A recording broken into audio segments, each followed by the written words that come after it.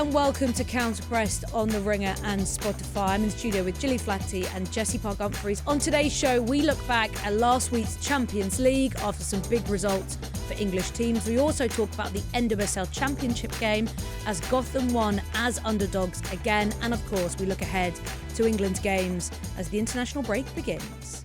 So much football over the past week or so. JPH, feeling better? Back in the building. Champions League fever got me, guys. got me good. I'm doing okay. Yeah, you're not 100%. No. But you're We're working getting away. through. Yeah. You sadly did miss the trip to Wicked on Friday night. I'm gutted. Which was I'm so gutted. I missed trip to Wicked. I missed Pizza Express before. Yeah, which was... Although I did get Pizza Express takeaway to make me feel part of it. Yeah. I then missed Fulham Sunderland, a thriller. 1-0 Raul Jimenez winner in the 84th minute, so didn't shed too many tears over that one. What else did I miss? I was meant to go to Gilbert and George exhibition yesterday at Hayward Gallery. Oh no. Had to miss that. You was meant to go to the Christmas fair at the Swedish church. Missed that. Could you rebook your Gilbert and George tickets? I don't know because they were comps through work. Unclear. But yeah, basically just been feeling really sorry for myself. I've actually never been that ill. I don't think ever. I couldn't get out of bed. It's crazy. I do think, Joe, what do you think about this? We were trying to make Jessy feel better by saying, get it out of the way before Christmas. Sometimes that helps a little bit because then hopefully your immune system is feeling stronger when the real festive season begins, Christmas parties, seeing family, etc., etc. What do you think? Yeah, no, I agree with that. I think but you got to hope that it's not too early. That you then have another one before Christmas, do you know what I mean? The main thing I was grateful for was that I went to Lord on Monday. Yes. And I'm glad it came after Lord. Yeah. Because I would have been really sad if I probably got it at Lord. It's probably a super spreader event. That's actually so true. I almost certainly did. Yeah. But, it's been a big year. You hadn't been ill in ages. It's been a big year. We've had Euros, big football season starting. So sometimes, That's true. Sometimes you just got to take the L and miss Wicked. How was it? Not as good as the first one, I will say, guys, but I love musicals, so I still had a very good time. I still enjoyed it. Cinema was packed. Had my ridiculous souvenir cup. Got my Defying Raspberry Tango Ice Blast. So I lent into the moment. There was some laugh out loud, bad, stupidness about just how cringe and ridiculous the whole thing is. I'll await your review, JPH, once you see it. But I mean, I think a lot of people who are fans of the first one know that this one isn't going to be as good because there's just not as many stronger songs. There's a couple of really good songs and some original songs that they added. Yeah, I'm suspicious about the original songs. They weren't particularly memorable, but it's fun. I just love musicals, so I'm going to be satisfied regardless. But the first one as a standalone piece is 10 out of 10. Do you like musicals, Joel? I do, but can I just say, right? I'm not really I started to watch the first Wicked only a couple of months ago. Right. And I didn't actually realise that it was about the witches out of Dorothy. Yeah. I only learnt that. The Wizard of Oz. Yeah. I only learnt that when I watched it a couple of months ago. So what did you think it was about? I don't know, I just thought it was about this just green witch. And then I was like, well, hold on a minute, why is it about Hang on a minute. Why are we talking about that? There's a lot more Wizard of Oz references in the second one. Yeah. So once you see the second one, it'll make a lot more sense. I like sing-along songs though, like sing-along movies and stuff. I like all the Christmas films at the moment though. I love the Nativity. It's a classic. Are you already watching Christmas films? Yeah. My Christmas tree is up. What? I put my Christmas tree up yesterday. Well, I did see on Gio Russo's TikTok, which I was watching because I was ill, that Alessia had gone and got her tree from the range. A woman of the people. Wow, the range. Well, I'm Argos, so... Wow, I would say that's nicer than the range. Oh, yeah, well, pre-lit.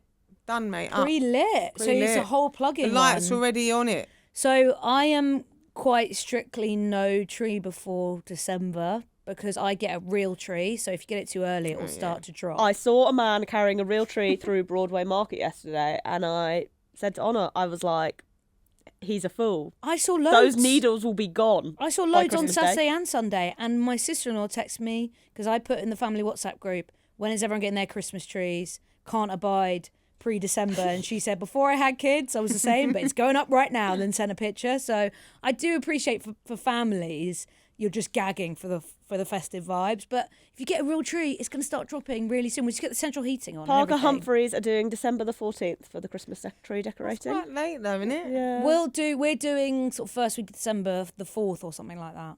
Yeah. So not too early, but enough that you get it for a good stint. I like to keep, mine likes to stay up because it has to keep on going, obviously, for my birthday as well. Yeah, so you have to 29th. make sure Yeah. you've got an extra couple of days on it. Yeah, so true. I'd love to know, listeners and viewers, when does your Christmas tree go up if you celebrate Christmas? Before we get into, got so much on the agenda, Champions League, NWSL Championship game and England, we'll talk about Subway Cup because there was no WSL this weekend. There was Subway Cup games as the group stage comes to its conclusion. Probably the most interesting story of the weekend was Russia Littlejohn getting sent off for a scrap. Who was it? It was Palace versus Jessy. Leicester. And it was Hannah Kane versus Russia Littlejohn. Palace are already 2-0 up by this point. I need to know what happens. I need clips. If anyone was at the game, please let us know what went down. Streets are saying grab by the neck. Well, that's what it said on the tweet about the sending off, I think, from Leicester or the Palace account. I saw someone tweet say that it was between two other players, and then I think then Rush went over there and Hannah went over there, and then that happened. But I don't think it wasn't like a tackle was between them two. Right. It was apparently between two other people, and then it all. That's so funny. The incident doesn't involve them, but they're the ones end up. And then I saw a picture of Russia with the ref with the red card, and she was laughing. Wow. That's textbook Subway Cup content right there. But all in all, the most important things from the group stage was that we have our quarterfinalists.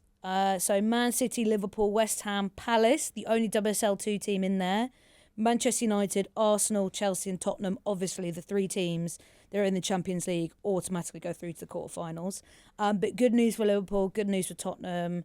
City would have been expected to be there, and very exciting for Palace. Another sort of bit of drama was that Birmingham beat Villa in the second City derby on penalties. So it technically goes down as a draw, but then they get the extra point through penalties. But I think there was a little bit of spice in that one as well. Yeah, it was a pretty crazy game. This was on Friday night. So Birmingham went 2-0 up. You're thinking, all right. Then Lynn Vilms got sent off. I don't know what everyone's heads had gone this weekend, clearly. Villa, though, score 3 goals without reply. Their third was in like the 90th minute. But then Birmingham equalised again. So it finished 3-3, and then they obviously did their silly penalty shootout, which Birmingham won. Adriana Franch, who I forget is at Birmingham. I mean, it's ridiculous. They've got a US women's national team previous keeper there. She saved loads in the penalty shootout. So, yeah, some fun Subway Cup all round. And then there's the draw with TikTok's own GK Barry today. Or is that how she's famous? Through her TikTok? pod / TikTok, I She think. was just a normie. I think she's started off doing TikTok Yeah. videos. Wow, Yeah. okay, interesting. And then I'm a Celeb sort of took her into the I mainstream. couldn't figure out how she got onto I'm a Did Celeb, you watch any basically. I'm a Celeb over the course of your ill weekend? No. Do you know what I've been watching? What? The Summer I Turned Pretty. I know I'm like months/years behind, but wow, I'm hooked. Yeah. I'm Jill, I know you've been Team watching. Jeremiah for anyone who's wondering. Jill, I know you've been watching I'm a Celeb. Yeah, I've been catching up. Yeah. I had a little binge of it on Saturday and yesterday. So yeah, no, it's been funny. And I was obviously talking to you before we come on here about Alex, like Yeah. where they've got they was giving out badges. They're like a bit like scouts, innit? Yeah, they've got a sort of task where Vogue Williams and this bloke from Celeb Goes Dating have come in and they're sort of like the camp chiefs. And everything now is like, you've got to earn these badges. So it's like scouts, basically. Yeah, but Alex was fuming because her and that Shona, Whitney from EastEnders, didn't get a badge, which meant then that he missed out on brunch, which was like beans. They got like a full Like, English oh. spread. Yeah, but Alex was fuming, and then she was sitting Why'd there she miss out? because she didn't earn a badge. She didn't get one. Everyone with a badge What got... did she not do? I don't know. They didn't feel like they had to pick like They the, just picked people they wanted to give badges to and she didn't get Oh. paid. but they felt like they'd earned it. So they Oh. was like, No, I wouldn't be about that. She was I'd be fuming. fuming. I Yeah. thought it was like, if you did a good knot or something. That's how it was in Scout. No, I don't think it's that specific. There's no knots happening. It's more, they're sort of fake ones. What is it, like bravery Yeah, and something, like- something? Yeah, but Too so she wishy-washy didn't get for one. me. But she was Yeah. sitting on there and she was viewing. She was like, I'm not having it. I've got 140 caps in my country and I can't even get a badge. It has You're been fuming. good. I'm a bit behind, so I need to catch up. Okay, let's start then, shall we, with the Champions League games from the end of last week. So we'll get into it after this. So let's start with Chelsea-Barca, as we've got JPH in the house. A really exciting and fun 1-1 draw at Stamford Bridge. And Sonia Bonpastor was pretty pleased with her side's performance afterwards. And JPH, I know you were there before you were struck down with Champions League fever. Well, actually, I've got to be honest. I was already feeling You were going really through bad. it, really. But I just knew if I didn't go, it would become like we would have won 5-0. Do you know what I mean? Yeah, so I've done And that before. As soon as I went, I knew we wouldn't be winning 5-0. But I Yeah. knew if I was at home, that would have happened. I once watched QPR play Ipswich with tonsillitis because I was like, if I don't go, they will have the most iconic game of all time. I think we lost like 3-0. Yeah, and exactly. I felt like pure shite for an hour and a half. I But don't when know Ellie why I did- Carpenter scored, I was like, it justified it. I'm glad I'm here. And hey, well, let's talk about it because Chelsea get a fairly early goal where Carpenter just charges through and then just has a go, and it's a brilliant shot. And actually, they could have really built on that lead, to be honest. They had some really good chances after that, but couldn't build up the score. And then Barca get that equaliser. And then the second half felt a little bit more balanced for me, but Chelsea felt in the first half, especially, the more dominant and in-control team. Yeah, I think especially sort of after Barcelona's equaliser almost, which I think was particularly heartening. It felt like Chelsea really took control of the game until Aitana Bonmati cut the power, obviously, and disrupted the whole match. God, her clippers out and munch. I didn't see her on the pitch, so she must have been somewhere else. No, but, I think obviously Chelsea chose to sit off Qatar and just basically play in this mid-block. They made the pitch really small and Barcelona just really struggled to play through them. And I think the thing that was really cool to see a Chelsea team do against Barcelona, which I felt like I hadn't seen them do before, was trust in their own technical quality and be happy to try and play the ball around Barca. And they did that really well. Obviously, they were sort of playing this back three and having Aggie and Alyssa as these runners, and they looked really effective, I think, in terms of doing that. Vika Kaptein probably should have scored in that first half. But yeah, I mean, even beyond sort of the chances that Chelsea could have taken, and I think it's obviously frustrating not to have got the win when I do think they were the better team. I guess what felt really good, I think, in terms of comparing it to previous performances against Barcelona was that confidence, the field tilt. I know it kind of gets made fun of as a concept, but like that they were in Barcelona's half. I think the end of first half, Chelsea had 24 touches in Barcelona's penalty area compared to Barcelona's 5. And that's just so different. Like, even when you think about the 1-0 win in the Champions League 2 years ago in the first leg of the semi-final, that was still characterised by a game where Chelsea were having to really soak up pressure. And I think what's really hard about that is, like, you can do it, but you have to ride your luck a little bit, and it's exhausting. Whereas I think what Chelsea were able to do in this game by putting Barcelona under pressure is you relieve some of that pressure for yourself. And I think Lucy Bronze said it afterwards, that it was a tiring game, not so much because of running that she was doing, but because of, like, she was having to think about where players were, and it was more like a chess game. But I think, it's a different kind of exhaustion. And yeah, I thought Bonpastor set the team up really well. I thought the team played at a really high level. I think the midfield of Walsh, Cuthbert and Kaptein in particular deserves a lot of praise. Obviously, Macario scores and it's like a very, very tight offside / I don't really know or care whether it was offside or not.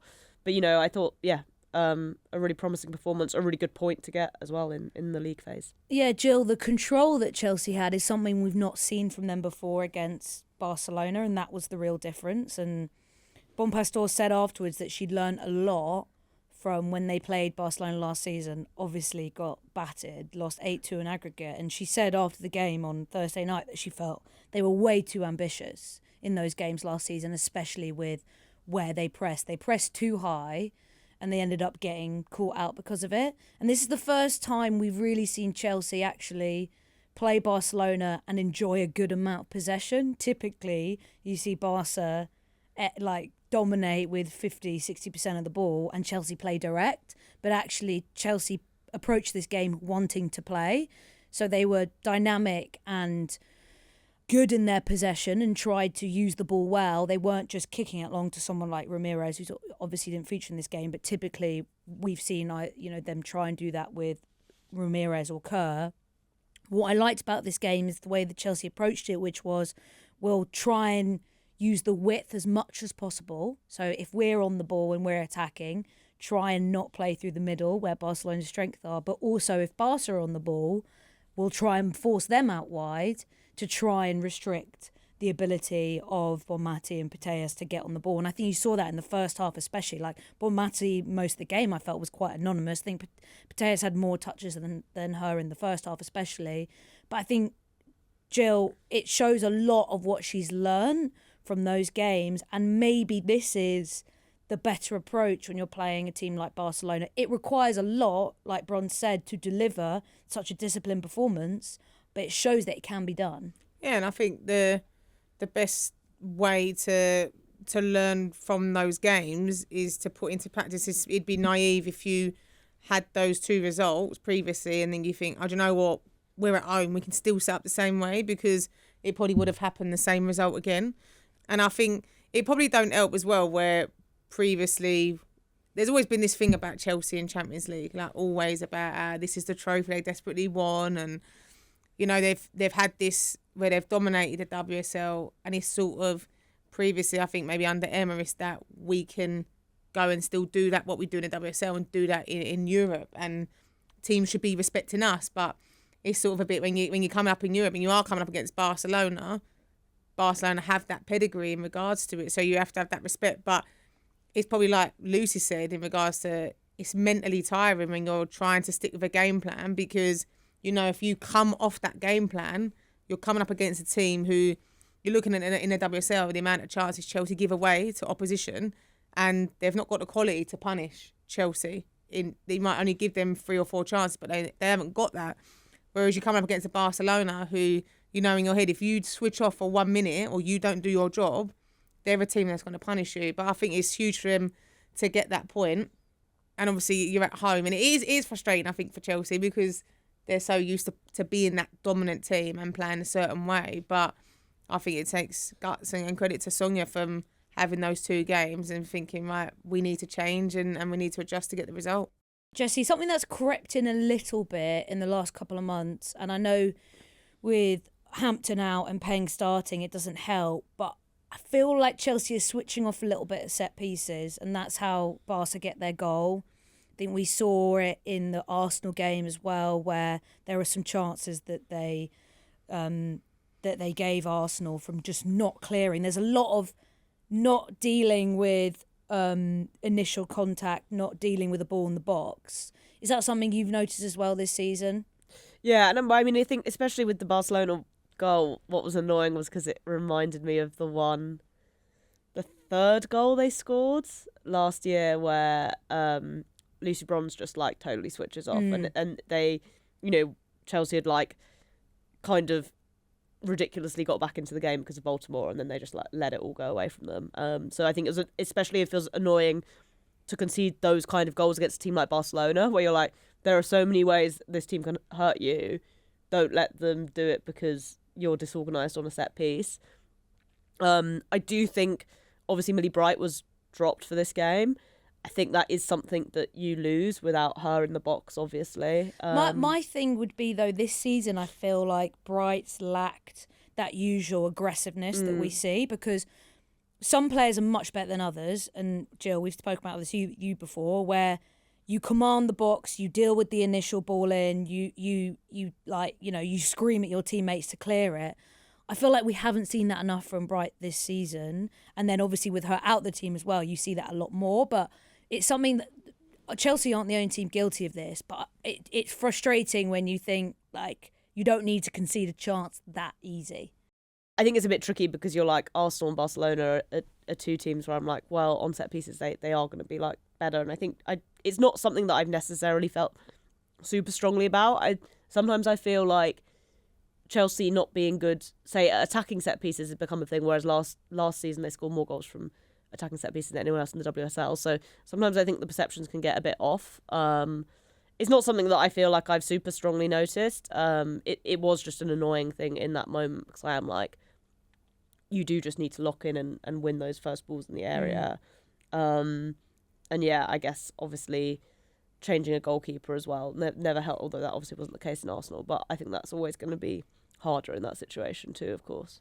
Also, what do we think about the fact that this game has come much earlier than it typically would in the Champions League, and the element of showing your cards? Because now if you do face Barcelona again, which is always likely to happen in the Champions League for Chelsea, you've given a bit of a first go of how you might set up against them, and now Barca's job is to try and react and adapt for the next game if they were to play Chelsea. Does that concern you at all, Jessy? You can only win try and win the games that are in front of you. You can't really. I mean, you can't play in anticipation of if you might play them again. Exactly. But the fact that obviously this is just a league phase. Well, yeah. game. Before the game, we said, right, I was like, oh, I could totally see Chelsea winning this and then still losing later on in the competition to Barcelona. I think obviously it felt like under Hayes, Chelsea spent a really long time, like, from that initial Champions League final loss, building up like the belief that they could play against Barcelona. And obviously at different points in that time they got results. They drew, for example, at Camp Nou, even though they went out. They obviously won and then lost at Stamford Bridge, etc., etc. And then last year under Sonia, it felt like just like going back to square one by being beaten so thoroughly. I think to put in a performance that not just enabled you to get a result, but saw Chelsea concede almost no chances to Barcelona, to create against Barcelona, to have control in the game, to honestly leave Barcelona at points looking like they didn't really know what to do. I think that confidence boost and that psychological benefit will be massive. And then, equally there are things that I'm sure, well, you would hope that Bompasta will take away from this and also further iterate on. But yeah, it's the nature of when you're playing teams multiple times. It's obviously what makes, the WSL rivalries, I think, a lot of fun because, you see, Chelsea and Arsenal like sort of learning from each other constantly. So one team sort of gets the edge and then the other team, etc., etc. And it's probably something that the Chelsea-Barcelona rivalry has lacked because it's been so one-sided in that sense. So taking my Chelsea hat off, it's probably fun that like Barcelona will feel like they have to iterate on it if they do get to play each other again. But also that game, if it was to come, say, in the semi-finals or a final, like it's so far away and things can change so much in that time. Chelsea were playing on Thursday without Hampton, without Lauren James. I mean, I know you can't rely on her, but you'd say when fit, she's one of their best players. There's no Myra, there's no Sam Kerr. Who knows what those pieces look like when you get there, and so that's like another factor that will also change things too. Yeah, Jill, let's talk about Arsenal because you were at a freezing cold Meadow Park on Wednesday. Arsenal coming from a goal down to beat Real Madrid 2-1. A massive result for them given what's happened over the last couple of weeks. First half was pretty drab. Caroline Weir with a brilliant goal, but that was Real Madrid's first shot of the game. And then Arsenal come out firing in the second half. Russo gets 2 headers, completely swings the game back. And it was a really important result for Arsenal. And one, again, I mean, we talk about Bompastor learning lessons from playing Barcelona last season. Arsenal did have a bit of a template for this with how they beat Real Madrid at the Emirates last season in that Champions League quarter-final that kind of rescued their season, having to rescue that tie. And we see the same again in this kind of Amazing aerial threat from Russo. She scored in that game last season as well. Kelly having a great game. She had a great game in last season as well. Like probably one of the better games we've seen from her all season. She started as well, which hasn't been very common this season so far. But Arsenal were worthy winners of this, and hopefully they'll be thinking it can spark something once they come back from the international break. Yeah, I mean they definitely deserve to win it. I was a little bit nervous, I think, just because obviously it's that where Arsenal were coming off the back of the results that they'd had, and it was a bit like the pressure's on them, to deliver. It was a really fast pace though. The first, I'd say, 10-15 minutes, it was very like both teams were just on it, and it become a little bit transitional. But then, yeah, I think against the runner player, Real Madrid went 1-0 up. Caroline with a beautiful goal. And then I said, it was freezing, like so cold. Arsenal probably could have done with coming out about 5 minutes before the second half started, because the way they nearly went 2-0 down. Yeah. They were so slow at the start.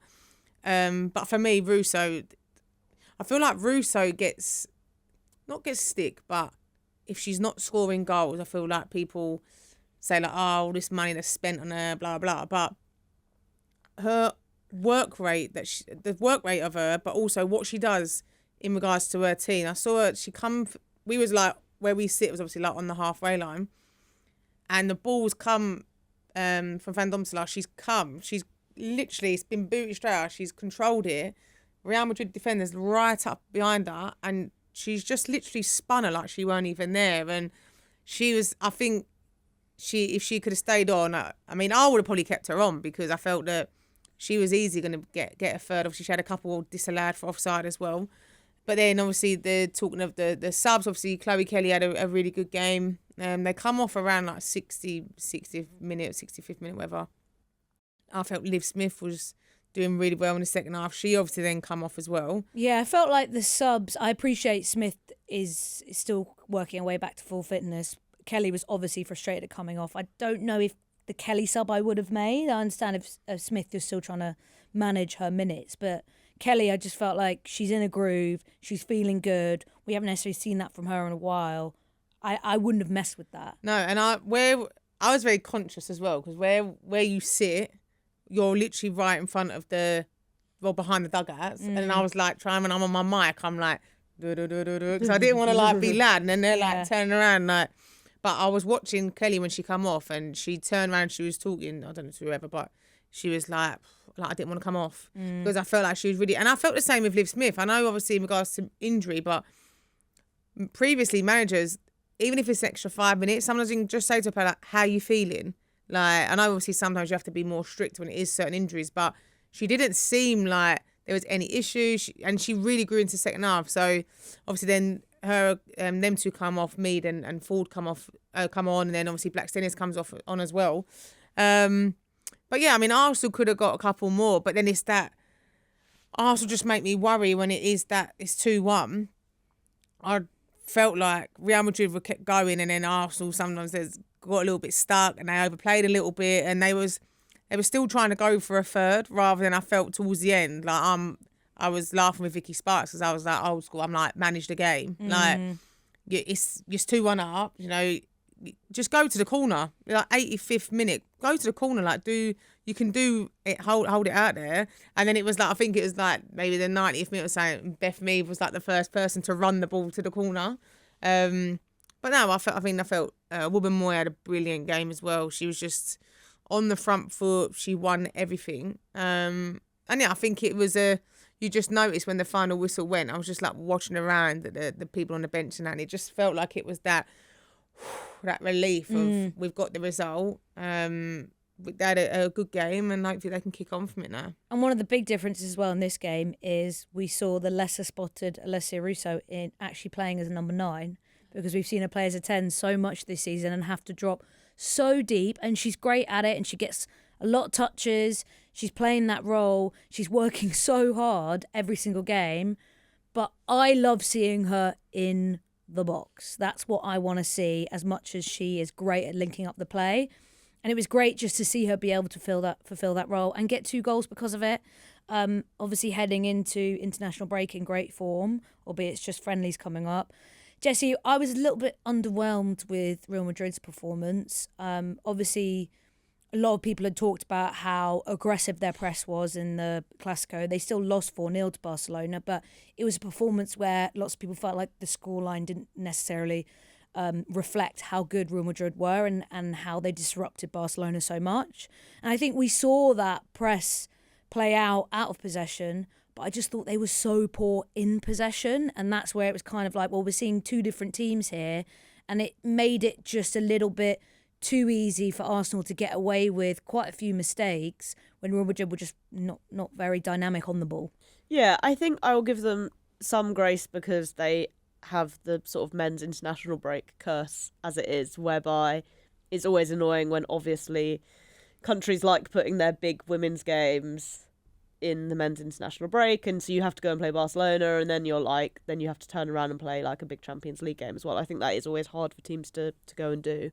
But yeah, I do think, especially at the start of the second half, I think that was where it really frustrated me, where it felt like they had maybe one or two opportunities where they could have really, they did turn over the ball well and they could have put Arsenal under pressure, but like nothing really came of it. I still feel like I thought they were more exciting than maybe Real Madrid's teams I've seen in the past. It's really good to see Kazweir. Obviously feels like she's really, really back where she was pre-ACL. And she's really the heart and soul of that team. I mean, she's the one who gets the goals. She's the one who makes things happen. I think she scored again at the weekend. She scored again at the weekend, yeah.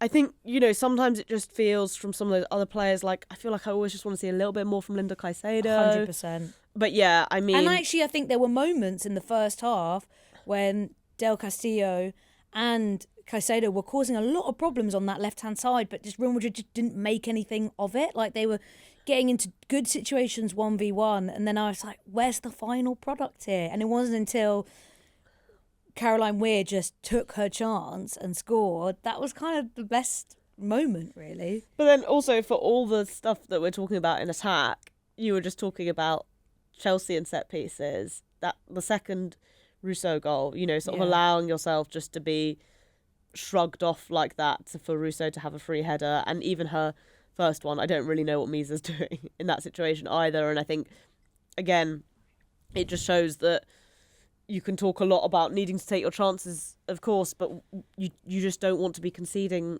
silly goals like that. And, in that second leg last year, Arsenal really punished Real Madrid with crosses, and it was similar this time around. Obviously, Rousseau really enjoys playing against them, but yeah, I think for me that would be the frustration for Real Madrid. You've put yourself ahead through a fantastic piece of individual skill from Weir, but then you're just so soft in terms of defensively what you then end up giving up. Yeah, a couple more words on some other results. Wolfsburg beating Manchester United 5-2. They're in a bit of a bad patch, Jill. We know that they started their Champions League campaign with their easier games, and now PSG, Wolfsburg, and they're playing Lyon, aren't they, to come. So this is their real tough patch of games. So perhaps they would due a result like this, but off the back of the last couple of weeks they've had with the really heavy defeat in the Manchester derby, the defeat to Villa as well, it feels like they're in a real moment. What I found frustrating about this game is we know that Wolfsburg are a team that like to play in transition, and United kind of played into their hands at that. They were quite slow in their build-up, which is fine. United like to do that, but then they would give the ball away and recover really badly. And they were making life more difficult for themselves. Saf Milton Patel had a really tough game, and I think losing Fallon Tullis-Joyce like they have has not helped. But defensively, I think they were really poor.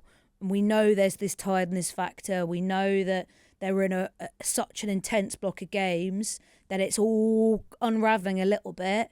The good news is that they started their Champions League so well. They're already through to the knockout round, so that means they're guaranteed a playoff spot, not yet a quarter-final spot. So they've done some of the hard work, but they just need to make sure these bad performances we've seen, Jill, they don't continue to become a pattern. No, and I think, obviously, credit to them really for getting, say, the job done in their previous games and not having really to rely too much on these games. And I think obviously they've got to respect the competition as well when you're coming up against obviously the likes of Wolfsburg, regardless of how they're getting on, they're still a big team. And I think it's a bit of an eye-opener as well for Manchester United in the sense of if you want to progress further in this competition, then you're probably going to come up against these sort of performances or teams who will dominate. And the quickest way for you to learn is to face those teams and know, right, going forward, when we do progress, we can't just rely on how we play in the WSL, but similar in regards to the Chelsea, we have to learn, and we have to obviously learn how to come up against these opponents and what we potentially might need to change. I know there's been talk about obviously him holding out for like the January transfer window in regards to trying to get players in, but obviously you don't want to fall too far behind or have these performances and these results affect what goes on as well in the league. And also one of the players that they were heavily linked with, Signe Galpset's now at Spurs, so that's another target that they really wanted to bring in, and I'm sure they've got a long list of players that they're looking at, but everyone wanted her. Spurs were willing to pay the big fee, and there you go. JPH, anything you want to say on United?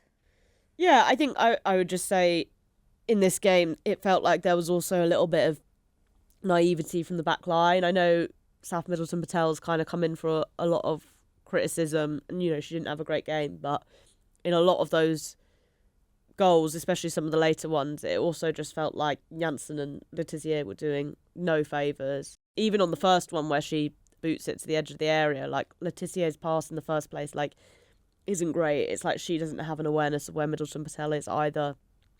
Obviously, that's also natural if you're expecting to have a different goalkeeper. That comes with its own challenges and changes. Obviously, we've sort of talked about that a little bit with Chelsea with Peng. But yeah, I just thought United just showed a lot of naivety in this game, and in some ways it's a bit like what Gilly's saying, like Wolfsburg still have players who really know what they're doing. When you're watching, Alex Pops marking Miyazawa, you've got Svenja Hoot like absolutely smashing through Anna Sandberg. Berenstein had a brilliant game. Berenstein was brilliant. So, this is a team that even though if they're seen as a bit of a fallen giant, they can still hurt you, and some of the goals they scored were fantastic. United are kind of fortunate that they're already in the position where they're through, that you just don't want these results to become terminal. And obviously, PTJ isn't necessarily coming back immediately. Be interesting to see whether he sticks with Middleton Patel, because obviously they've also got Kayla Rendell, but clearly he's preferred Middleton Patel. I've seen sort of some people sort of questioning why that is, because Rendell's played so much more pro football, because obviously she been at Southampton for a long time.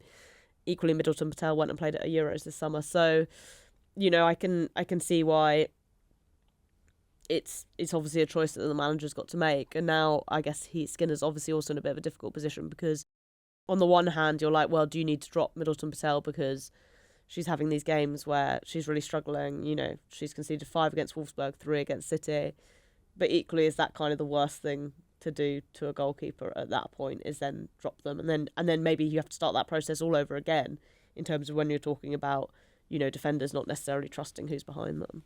And also they've got Lyon up next, who shipped 3 goals against Juve in what is probably the biggest bottling of the Champions League season so far. Juve were 3-0 up, Jill. 3-0 up. 3-2 with seconds to go, and they concede a penalty for handball, Stonewall pen as well. And Wendy Renard pulls it back to make it 3-3. I mean, Brand actually scored after that. It was just offside. So they almost won 4-3. They really got away with it. Jill, I couldn't believe that result. I mean, you've done all that hard work. You're probably about to get one of your biggest wins ever in this competition, and you just throw it away. Yeah, well, you can't afford to do things like that. And also, I think it is one of those ones where you're like, you've got that lead. You can't afford to be like that against, especially a team like Lyon as well. I was doing Leuven and Roma, by the way, which was extremely exciting. Because what was the final score? The mighty Leuven march on. Yeah, so Roma was 1-0 up. Roma have had a hell of a bad season, haven't they? They were 1-0 up, right. And then there was a penalty, VAR. Right. Basically, there was they was marking up, but the inside player basically grabbed the Roma player up, but you couldn't really, from the angle where the referee was at, I was looking for it, you could see it, but it was then she literally just gets there and she literally just shoves her down. Right. And then Roma gave away a penalty. And I think it was like Leuven's one of only like chances on goal. And it went 1-1. So Wow, my head would be on Mars. yeah. I'm doing the pointing at the head thing, like, come on. All right, well, so much Champions League. Of course, we're now international break, so the next games won't be for a little bit now, but we'll talk about then. But let's move on. Let's talk about the NWSL Championship game next. So Gotham, once again, upsetting the odds to take the NWSL Championship. They won in 2023, very much very much the underdogs. They were the lowest ranked team then. They do it all over again, this time beating Washington Spirit 1-0. This game was not a classic, I have to say. I think a lot of NWSL fans were a little bit underwhelmed about the lack of quality in this game. I think you especially saw that with how many attempts were coming from the halfway line or from kickoff. Washington Spirit didn't have a single shot on target, which is not what you want to see from your team in a final. I really feel for Spirit fans, who were definitely the favourites in some ways, given like the ranking in their season. But there is just something about this Gotham team. They're just such experts at navigating knockout football under the manager, Juan Carlos Amoros, who's just now the absolute pro at winning NWSL championships. And they have got this star-studded team with Midge Purse, Rose Lavelle, who we know have her injury issues. She scores a screamer in this to win the game, kind of out of nothing. It needed that to take it. Jaden Shaw, who's had a great season since signing for them from the Courage, which was a huge kind of transfer get for them. So they do have a very talented team, but it still takes a lot to come together. Jessy, Trinity Rodman, was only fit enough to play about half an hour in this, which is obviously really disappointing from a kind of neutral's point of view as well. But we've got to shout out Jess Carter and AKB. Jess Carter becoming the first player to win a Euros and an NWSL Championship in the same year. There was loads of really nice stories actually coming out of this Gotham team. So I think as a neutral, I quite liked seeing them win. Sorry to Spirit fans. I guess this is one of the funny things about the way the NWSL works, right? It's just funny that Gotham have been the team to do it twice. And I guess, maybe that experience in 2023 obviously stood them in good stead. And, there was sort of comments, weren't there, after the Kansas City current game where, it was like, underdogs my ass. Jaden Shaw said underdogs my ass. So, yeah, it's like, I guess if you can kind of thrive within that and, especially if you feel like you've not shown the best version of yourself across the season, and obviously, Shaw wasn't there for the entire season playing for them. So there's those kind of things as well. It's what the playoffs gives you the opportunity to do. I think, they definitely rode their luck at points throughout this playoff run. And,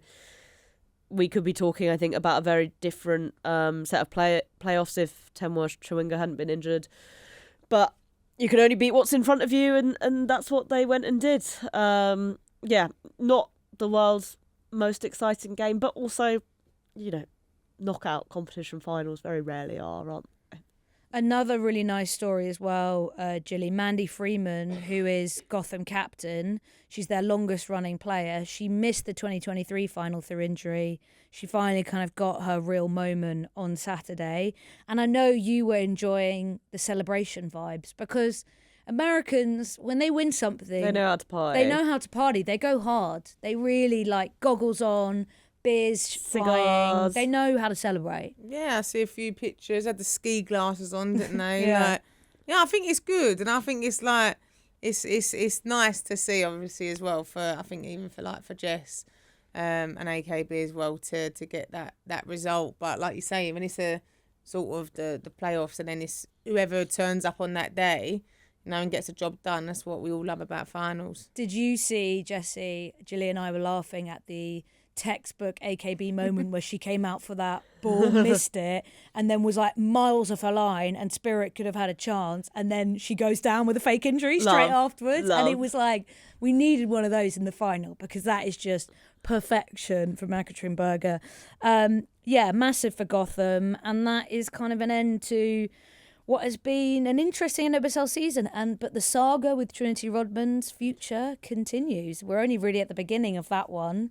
But I want to segue into international break because Emma Hayes was at the final being interviewed. What was with this pink wig that Megan Rapinoe had and then Emma Hayes had? I don't ask questions, but Megan Rapinoe had a wig, Emma Hayes put it on. I don't know. Michelle Kang was there. It was a whole thing. Did she put the wig on? No, I don't think she put the wig on. I mean, her hair is quite big. She's got a hell of a quiff going on. She does, yeah. So I don't know how she'd get that wig on top of the quiff. But it was interesting. Emma Hayes was there and she did an interview with CBS before the game. And there were a lot of questions, obviously, because she's the US Women's National Team manager, about developing players. And we've got a very interesting England under-23s versus USA under-23s coming up on the 1st of December. So there were kind of interesting questions about how you kind of blood those new players ahead of the World Cup. And I think it's the same question that Serena Wiegmann's been facing. But I liked the way that Emma Hayes talked about it because I don't think Serena Wiegmann's done this yet, and we're only seeing her having to do it now because of injuries. But in her interview, Emma Hayes made the point about, we have to do this as early as possible because otherwise you're potentially bringing a player in cold in a World Cup game they're not ready for. But at the same time, you've got to think about if you're playing them in games, in friendlies that aren't also going to prepare them because they might be potentially too easy and not actually the right competitive experience. Jessy, thinking about the squad that Wiegmann's brought in for this window, we've got Grace Fisk back, uncapped. Anouk Denton being called up from the under-23s, uncapped. Freya Godfrey coming up from the under-23s and someone who's actually had a really good last couple of weeks, so kind of deserved when there's gaps. No Leah Williamson, no Alex Greenwood, no Jess Carter because she's finally getting a break post-Euros, post-NWSL season. But there's a real challenge now for Wiegmann with these two quite easy friendlies to figure out what is she going to do with these players who haven't got caps so far. Are we going to see them? Is this the right time to see them? Is it also the right time to see them? Because are they realistically even going to be in a World Cup squad? Yeah, it's really tricky, I think, when you've got these injuries. And England have been used to this problem before because they've struggled with a number of ACL injuries, but it is hard when you're trying to bring in younger players and newer players. And I guess what I like is I feel like maybe in the past Wiegmann has looked to older players potentially, like when we've had sort of some rogue Nikita Paris call-ups and things like that. And I always feel like in that situation you're like, well, these players don't really have a future with England, so what? I'd much prefer to have a younger player come in and even just experience being kind of like what it means to be part of the senior setup. Because I guess like something that we maybe don't think about or focus on enough is, we sit and think who goes and plays on the pitch. But, there's a whole sort of culture and community. I know actually Kate was talking about it a couple of weeks ago, right? That goes along with being with the senior squad. The dining room politics, which takes some adjustment to. Yeah. And, like in terms of, I guess England and culture has been a bit of a theme over the past couple of weeks as well, and what that looks like. But it's obviously something that Wiegmann takes very seriously, and I guess that's a really important and interesting thing in terms of, having players come into that group and sort of trying them out. And, there's players who've maybe dropped out of England squads because of, quality, but maybe also because they weren't a good fit. So I think in terms of those players coming in, that's like an interesting one as well. Do I think Anouk Denton will be at the 2027 World Cup? No. Probably not. But do I think someone like Freya Godfrey could be? Yeah, sure. So, I think these two games feel like good opportunities as well. There's not maybe the pressure in terms of like, wanting to feel like you've got a good result over, Spain or Brazil or USA. I guess the one thing for these games, Jill, is there's a potential embarrassment factor if you don't win. Whereas the Australia and Brazil games, they were tougher opposition. So, but I think you've got to just try and ignore that and say, okay, this is weaker opposition. And the way you can get around the embarrassment factor, in my opinion, just play the kids. Is if you play, you play more of a mixed up team, because then everyone goes, Well, yeah, you're playing a Yeah. load of players who've never played for England before. Yes, that's the. I mean, Jill, what would your approach be? I always think you're never going to really know if anyone's, regardless of opposition, if anyone's good enough in regards to being in the seniors unless you put them in that environment. And I do think it's huge in the sense of you obviously know that they can play because a lot of them, they've been involved in England, they're in the under-23s, but it's about character as well. How do them players who potentially come from that environment where they're probably the top dogs in that sense, like popular characters, leaders as such in there, to then come into the seniors where you're not top dog. You're not, you could still be a leader, but you're going in there where there's like leadership groups and, you got you not that you're being watched all the time, but like, like in regards to being on time and standards, and obviously I know probably the setup's changed a lot from previous managers as well, but it's about adapting to that, and managers will be able to see, hold me, that person fits in or that person don't necessarily fit in. But I would come out before the game and say, listen, these are two great opportunities for me to potentially rest players who have played a lot of football as well, but then also to give the youngsters a chance. You're never going to really see what they can do at that level or that environment if they're never given that exposure. What was it like for you when you kind of made the promotion up the age groups? Did you find it quite hard to step into the hierarchical world of England's senior team? Yeah, I remember one of my first ones was when Mark Sampson had all taken over, and then there was a lot of talk about I should have been given a call up, and I remember I got called up. It was like January time when we used to go La Manga. Oh, it was awful. Like, I remember Alex Scott going to, because obviously I was I think I was at Chelsea at the time, but obviously I was previously at Arsenal with Alex. I remember Alex going to me in training. She was like, what's going on? And I didn't want the ball. Like, I don't want the ball. Were you just really scared? I was really nervous, and I was like, I felt like even though I've played against these players week in, week out, for Arsenal, for Chelsea, I was like, I would be happy to go all training session without the ball. Don't give me the ball. I felt there was too much thing on me of it being my first camp. Like a trial almost. Yeah, and I just felt like, I was like, nah, like, just don't give me it. And then I felt really annoyed afterwards. I really felt like I'd let myself down a little bit. And then I went through the ag of then like not really being involved. And then when I then went back into it, I think it was then after the 2015 World Cup, I got called up again in the September. And I felt a little bit different then because I'd been already exposed to it. But you do naturally, like, I was very like that. Like, I remember it was similar to when I first went to Arsenal. I was only a youngster. I was like, I'm happy not touching that ball all session, mate, because then I felt like no one could have a go at me.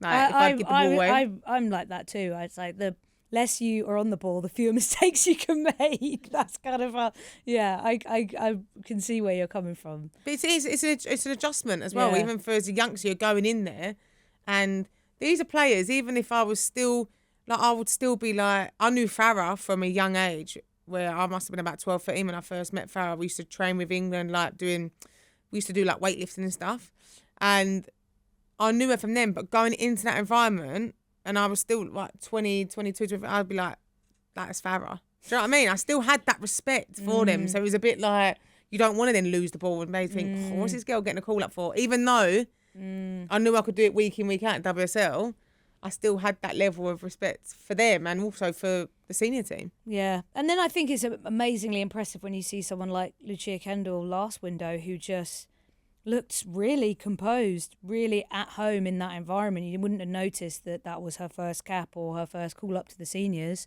And I think a lot of that work happens at a club level if you're in a good environment. And she spoke in the last camp saying that she'd played so much pro football at Southampton from the age of 16 that she felt at home in a professional environment. But that to England seniors is very different. And I think it's part of the preparation that Emma Coates is doing under 23s and the work that Serena Wiegman's doing with the group that come in.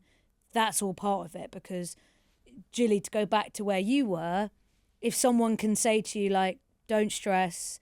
I think when Lucia Kendall came into the camp, when she did her press conference, she hadn't even trained yet. So she couldn't even really kind of talk about the difference. But I think, she spoke and Serena Wiegman spoke about just wanting people to feel like there wasn't too much pressure on them, and that's part of the leadership group and the coaches to say, like, just do your thing. This is not going to be a one and done trial, even though it sort of is, but not create that really high pressure environment, because then players will feel like this is my only shot, and then that's it if I don't make it.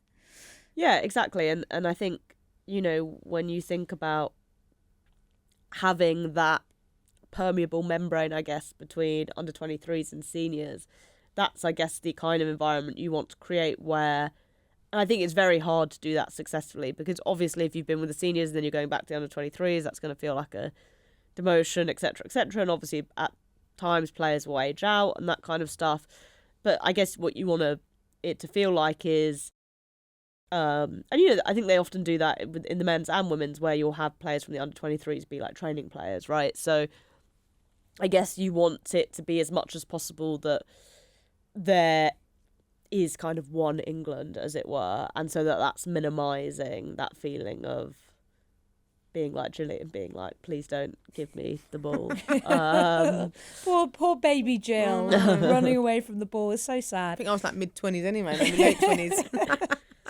Right, okay, that's so much chat to get through. We've done Subway Cup, Champions League, NWSL and England. We've been through it all today.